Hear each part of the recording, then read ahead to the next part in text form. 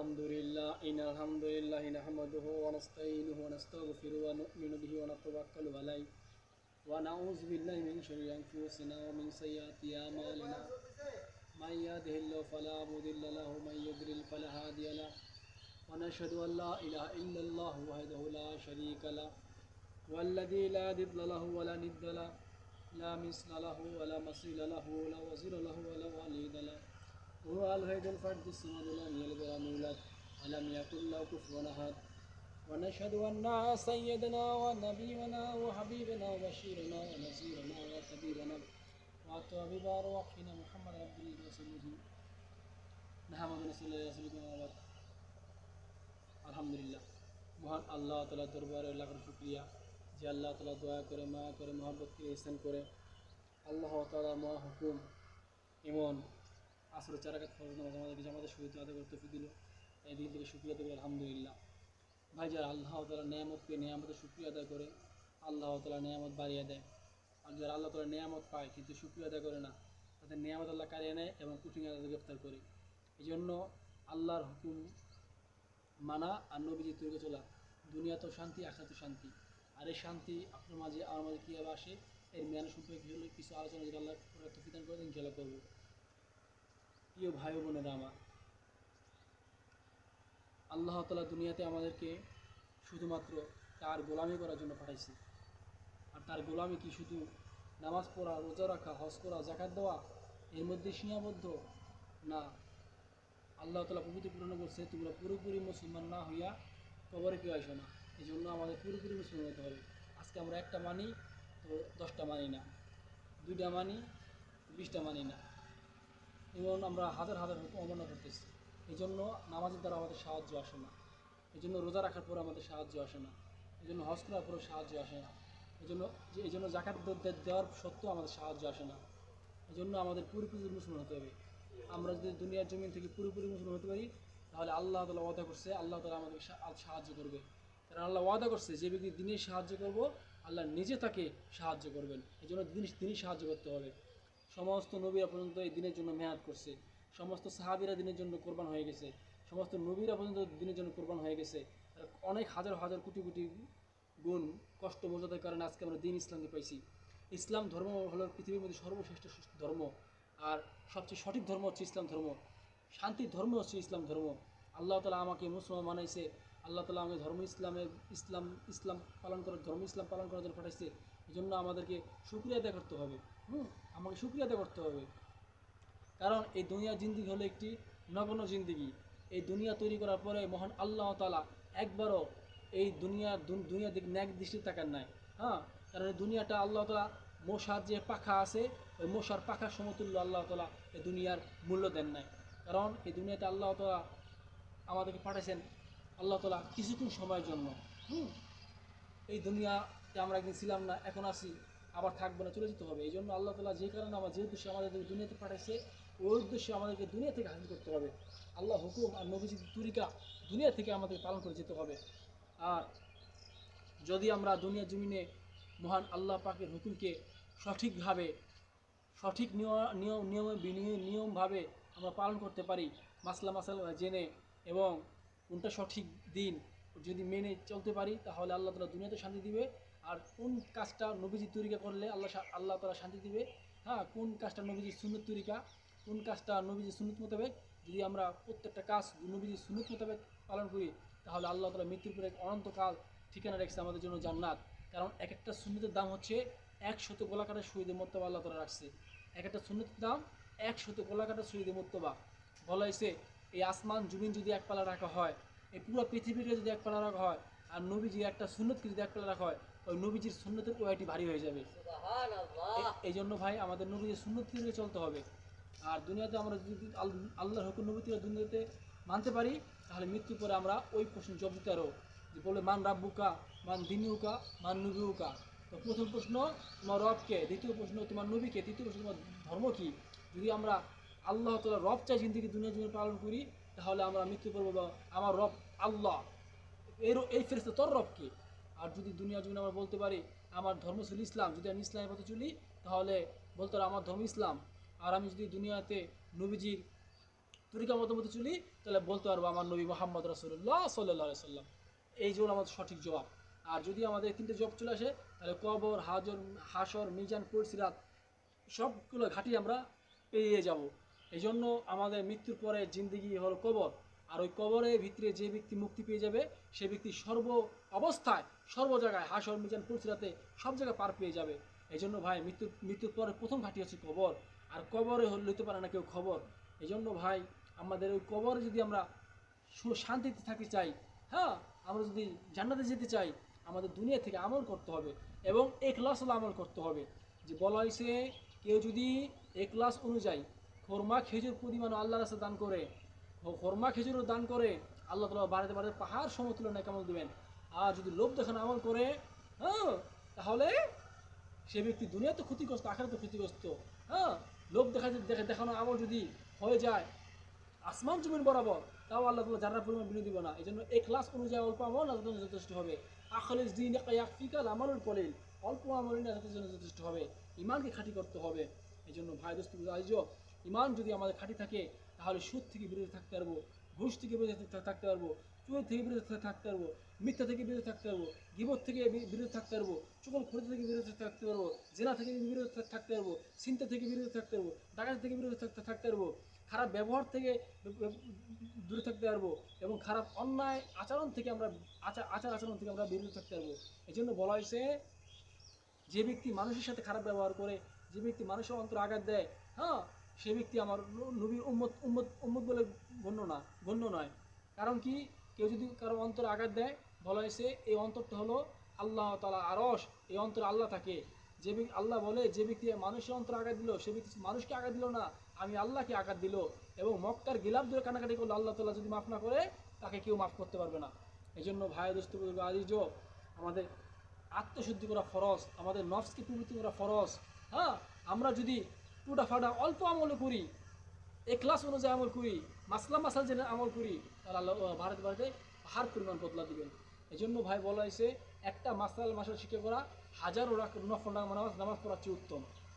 ভাই দোস্ত আজিজ, এই জন্য দুনিয়ার থেকে আমরা আমাদের এই আমলগুলো গুছিয়ে নিয়ে যেতে হবে। কারণ কেউ জানি না হঠাৎ কোন দিন কার মৃত্যুর ডাক চলে আসে, কে কখন কবরে চলে যায়। হ্যাঁ, যে কোনো মুহূর্তে আমাদের চলে যেতে হবে। আজল যখন আসবে তখনই আমাদের চলে যেতে হবে। এই জন্য আমাদের হঠাৎ মৃত্যু যাতে আল্লাহ কাউকে না দেয়, এই জন্য এই ইমান আমল আমাদের গুছিয়ে নেওয়া। হ্যাঁ, আমাদের আখলাকে গুছিয়ে নেওয়া, আমার ইমানকে গুছিয়ে নেওয়া, আমার আমলকে গুছিয়ে নেওয়া। শুধু আমরা নামাজ পড়ি, কিন্তু কি দিয়ে নামাজ পড়ি? নামাজের ভিতরে আত্মাও তো ঠিক নাই, দরুদ শরীফ ঠিক নাই, দোয়া মাসুরা ঠিক নাই, দোয়া কোনো ঠিক নাই, শুধু নামাজ পড়তেছি। এই নামাজকে আল্লাহর কাছে গ্রহণযোগ্য, গ্রান্টেড? এই জন্য এই নামাজকে ঠিক করা।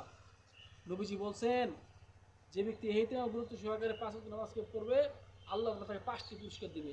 1 নম্বর রিজিকের পেশা দূর করে দিবে, কবর আযাব দূর করে দিবে, ডান হাতে আমলনামা দিবে, বিজনেসে পুরস্কার করে দিবে এবং বিনা হিসাবে তাকে জান্নাত দান করবে। এই জন্য আজকে নামাজ পড়তেছি, কিন্তু আমার রিজিকের পেরেশানি দূর হয় না। হ্যাঁ, আর অন্য আমল দূরের কথা। এই জন্য নামাজ পড়তে হবে নবীজি যেভাবে নামাজ পড়ছেন, আর সাহাবাদেরকে যেভাবে নামাজ শিখিয়েছেন, আমাদের মেহনত করে চেষ্টা করে ওই নামাজের যোগ্যতা হাসিল করা। এই জন্য ভাই দোস্ত রাজিজ, আর জিকির করতে হবে। বলা হয়েছে, যার অন্তরে জিকির আছে তার দিল জীবিত, আর যার দিলে জিকির নাই তার দিল মুদ্রা সমতুল্য। যে ব্যক্তি জিকির করতে করতে তার ছোটো জিব্বাকে ততটা রাখিবে, সে ব্যক্তি হাসতে হাসতে বেহেশতে প্রবেশ করবে। হ্যাঁ, সবচেয়ে শ্রেষ্ঠ জিকির লা ইলাহা ইল্লাল্লাহ বলা, আব্দুল জিকির কোরআন তেলাওয়াত এবং জায়গা বিশেষ মাসলুম দোয়াগুলো পাঠ করা।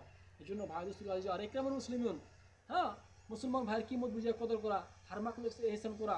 কোনো মুসলমান ভাই যদি কোনো মুসলমান ভাইয়ের একটি হাজত পুরা করার চেষ্টা করে, আল্লাহ তাআলা তাকে মসজিদে বসিয়া 10 বছর এতে করে নাকি দান করেন। এই জন্য ভাই উপকারের নিয়ত কি, যে একজন লোকের মাথার মধ্যে বোঝা নিতে পারতেছে না, আমি দূরের থেকে টাকা নিয়েছিলাম, আমি উপকারটা করে দিতে পারতাম, তার বোঝাটা যদি আমি দিতে পারতাম, দিয়ে আনি নাই, বা নিয়তের নামই বরকত। এই জন্য মুমিনের নিয়ত আমল করার চেয়ে উত্তম। ভাই দোস্ত এটি আল্লাহ 10 বছর এতে করে নাকি দান করবেন।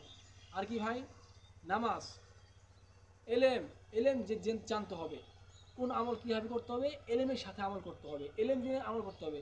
এই জন্য এলেম জেনে আমল করা খুব পাওয়ারফুল আমল। হ্যাঁ, যে বলা হয়েছে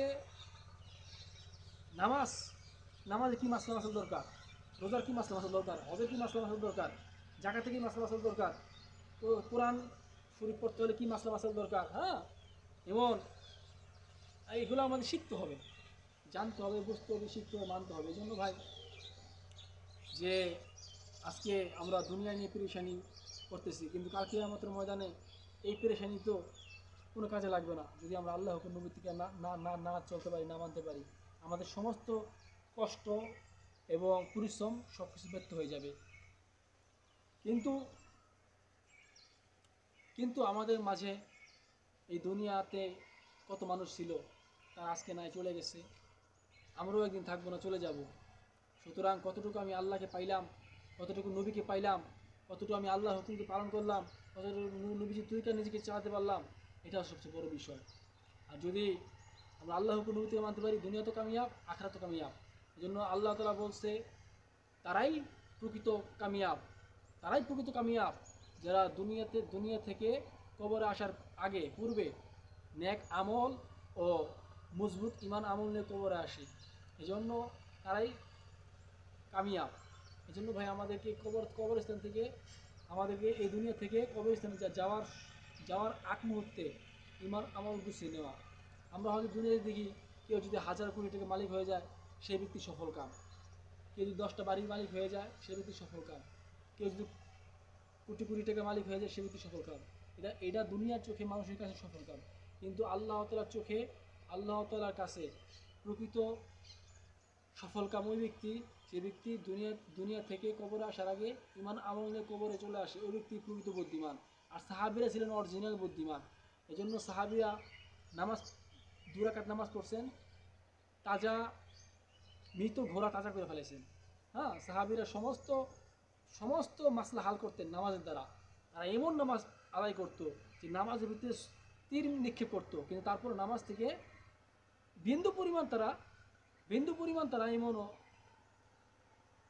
অবহেলা করে নাই, তারা নামাজে অটোমেটিক দাঁড়িয়েছিল। তো ওই সাহাবীদের নামাজের দ্বারা তারা সমস্ত মাসলা হাল করে ফেলছে। আর ওরকম নামাজ আমাদের মধ্যে যদি আমরা আনতে পারি, তাহলে আমরাও ওরকম মাসলা হাল করতে পারবো। কিন্তু সাহাবীদের ইমান আর আমাদের ইমানের ভিতরে, সাহাবীদের একিন আর আমাদের একিনের ভিতরে অনেক তফাৎ, রাত দিন তফাৎ। কারণ তারা সরাসরি নবীজিকে দেখছে। হ্যাঁ, তারা সরাসরি নবীজিকে দেখছে, তারা সরাসরি নবীজির সাথে ছিল। কিন্তু আমরা নবীজিকে দেখি নাই। হ্যাঁ, আমরা নবীর সাথে ছিলাম না, কিন্তু তার কোরআন হাদিস মোতাবেক আমরা যা শুনতেছি, যা বুঝতেছি, কিতাব থেকে, কোরআন থেকে যা শুনতেছি, যা বুঝতেছি, তাই আমল করতেছি। কিন্তু সাহাবীদের থেকেও আমাদের ইমানের পাওয়ার বেশি হবে, আমাদের এখানে পাওয়ার বেশি হবে যদি আমরা যে কোনো একজন সাহাবীকে ফলো করি, তাহলে আমরা হেদায়েত প্রাপ্ত হয়ে যাব। কারণ তারা সরাসরি নবীজিকে দেখছিল, আর আমরা শুনে আমল করতেছি। এই জন্য নবীজি বলছে, তারা আমার ভাইয়ের মতো, যারা আমাকে না দেখে আমার প্রতি ঈমান আনছে। তারা আমার ভাইয়ের মতো, যারা আমার আখিরাতকে না দেখে আমার প্রতি ঈমান আনছে। তারা আমার ভাইয়ের মতো, যারা আল্লাহকে না দেখে ঈমান আনছে। তারা আমার ভাইয়ের মতো, যারা জান্নাত দেখে না, জাহান্নাম দেখে না, কিন্তু তার প্রতি ঈমান আনছে। এই জন্য আমরা বলছি, আমানতু বিল্লাহি ওয়া মালাইকাতিহি ওয়া কুতুবিহি ওয়া রাসূলিহি ওয়াল ইয়াউমিল আখিরি ওয়াল কদরি খাইরিহি ওয়া শাররিহি মিনাল্লাহি তাআলা ওয়া বাসিবাতুল মাউত। এখানে 1 নাম্বার হচ্ছে আল্লাহ তাআলার উপর ঈমান আনা, নবীগণের উপর, ফেরেশতাগণের উপর, তকদিরে ভালো মন্দ আল্লাহ পক্ষ থেকে তার উপর, এবং মৃত্যুর পর আল্লাহ তাআলা জীবিত করবে, এবং প্রত্যেকটা হিসাব আল্লাহ তাআলা কাঠগড়া আমাদের দিতে হবে। সুতরাং দুনিয়া থেকে যারা হিসাব আমাদেরকে কালকে আমাদের মধ্যে দিতে হবে। এই জন্য যারা পরিমাণ কেউ যদি নেক আমল করি, তার বদলা দেওয়া হবে, আর কেউ যদি যারা পরিমাণ গুনাহ করি, তার বদলা আমাদেরকে দেওয়া হবে। এই জন্য আমাদের এই জিন্দিগির যে লাইফস্টাইল, এই জিন্দিগির লাইফস্টাইলটা আমাদেরকে হযরত মুহাম্মদ সাল্লাল্লাহু আলাইহি ওয়াসাল্লামের তরিকা মোতাবেক আমাদেরকে পালন করতে হবে। এবং সে ব্যক্তি যেই হোক না কেন, যে ব্যক্তি আল্লাহ হুকুম নবী তরিকা আদর্শ মতো নিজের জীবনকে গঠন করবে, সে ব্যক্তি দুনিয়া তো কামিয়াব, আখিরাত তো কামিয়াব। আর এই জন্যই আল্লাহ তাআলা সাহাবীদেরকে পাঠাইছেন, নবী রাসূলদেরকে পাঠাইছেন। আর আল্লাহ তাআলা এই জন্য দিনের এক মেহনত দিয়েছেন। সেই মেহনত কি? দিন শিক্ষা করা। এই জন্য দিন শিক্ষা করা প্রত্যেক মুসলমানের উপর ফরজ। দিন কি? দিন হচ্ছে আল্লাহ হুকুম নবীর তরিকা, দুনিয়ার ভিতরে শান্তি এবং মৃত্যুর পরে জিন্দেগি শান্তি। যেমন আমি একটু আগে বলছিলাম যে আল্লাহ হুকুম যদি থাকে, নবীর তরিকা যদি না থাকে, ওই আমল আল্লাহ গ্রহণযোগ্য করবো না। আবার আল্লাহর হুকুম আছে কিন্তু নবীর তরিকা নাই, সে আমলও গ্রহণযোগ্য করবো না। আবার নবীজির তরিকা আছে কিন্তু আল্লাহ হুকুম নাই, ওই আমলও আল্লাহ গ্রহণযোগ্য না। এই জন্য ভাই আমাদের দুটোটাই লাগবে, আল্লাহ হুকুমও লাগবে, নবীর তরিকাও লাগবে। এই জন্য ভাই যে বলা হয়েছে একটা সুন্নত যে ব্যক্তি পালন করবে দুনিয়া জমিনে, বলা হয়েছে পুরো পৃথিবীটা যদি এক পাল্লা রাখা হয় আর একটা সুন্নতকে যদি এক পাল্লা রাখা হয় ওই সুন্নতের ওইটি ভারী হয়ে যাবে। এই জন্য একটা সুন্নতের দাম কত? বলেছে 100 শহীদ, 100 গলা কাটা শহীদের নাকি আল্লাহ তাআলা তাকে দান করবে এই জামানায়, এই আখিরি জামানায়। এই জন্য আখিরি জামানার উম্মতের দাম আল্লাহ তাআলার কাছে অনেক বেশি, অনেক অনেক বেশি, অনেক বেশি। বলা হয়েছে একজন মুমিন বান্দা যে পর্যন্ত দুনিয়া জমিনে থাকবে আল্লাহ ততদিন পর্যন্ত দুনিয়াকে কিয়ামত করবেন না, দুনিয়া ততদিন দুনিয়ার নিজেকে ঠিক রাখবেন। এই জন্য ভাই আল্লাহ তাআলা আমাদের সবাইকে ইমান ও আমল গুছিয়ে নিয়ে কবর যাওয়ার তৌফিক দান করুক। আমিন ওয়া আলহামদুলিল্লাহি রাব্বিল আলামিন। ইনশাআল্লাহ দেখা হবে নেক্সট ডে। Good bye.